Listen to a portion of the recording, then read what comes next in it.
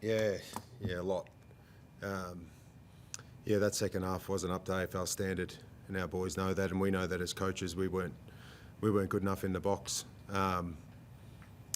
It's disappointing. We worked a lot on, and we spoke about our starts. Our starts over the last two games haven't been good enough.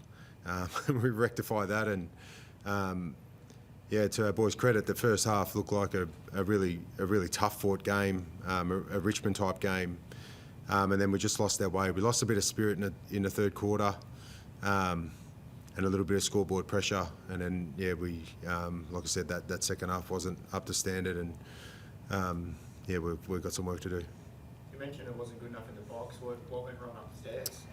Yeah, well, we tried different things, and we did try. We tried to ruck from the back end. Like Jacob Blight did an amazing job last week.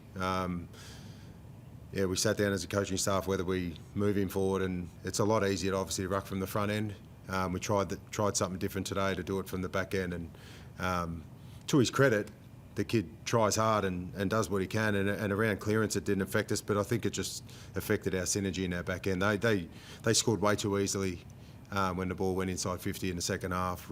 We allowed way too many inside 50s, but like I said, that's on me. I'm assuming Sinclair's name would have come up in the box. Yeah, it did, and he's a great player, and the hardest thing with Jack is at half time he had 20 odd possessions, but the game was still in our grasp. Not only in our grasp, we were winning inside 50, we were winning time in forward half, and we were a goal down through execution. So you're always thinking of those things and whether that's an issue, but his second half, his ball use was amazing, and we're winning clearance and he was just mopping everything up. So you're trying to fix different things.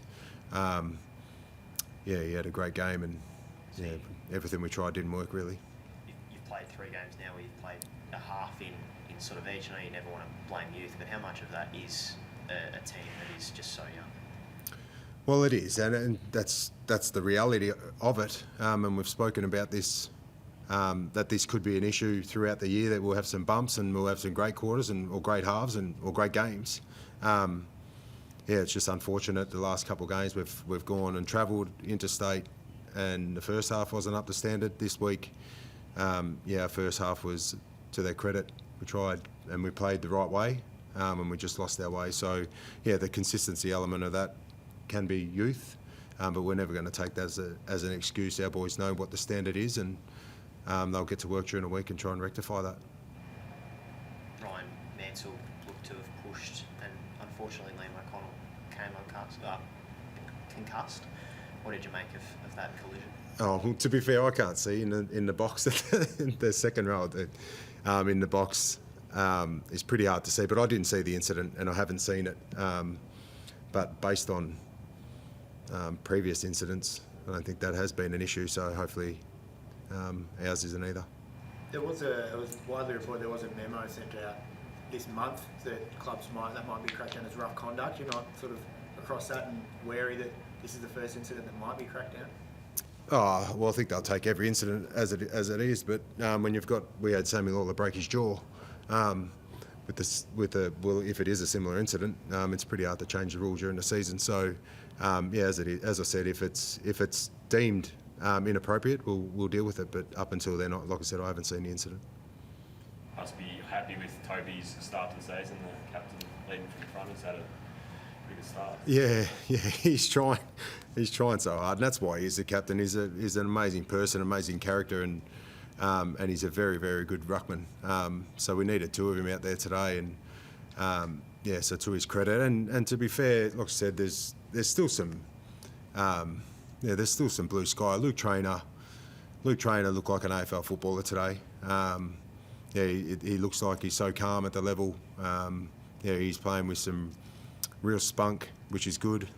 Seth Campbell hits the scoreboard again. He looks like a real dangerous forward, and he's taken his game to another level. So we've got some young boys, but they're obviously following our captain, and to be like Tim Taranto copped a tough tag today, and for him to fight through it, and in the first half he was he was the main reason why we're winning clearance. He was sacrificing his game and making it really hard for their tagger. So for him to do what he did today for the team and still get some pretty good numbers, and fight out the game was something we're really proud of.